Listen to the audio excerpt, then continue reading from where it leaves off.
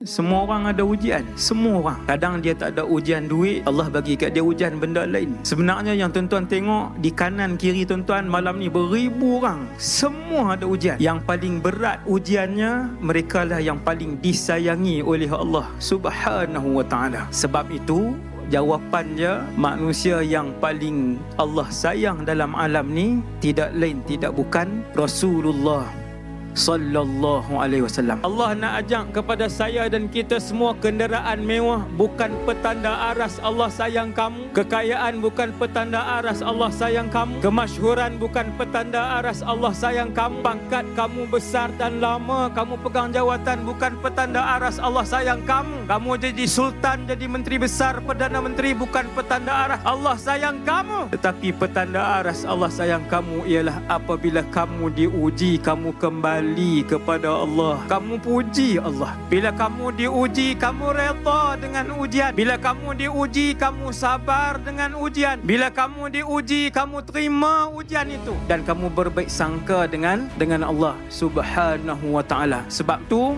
baca sirah banyak-banyak.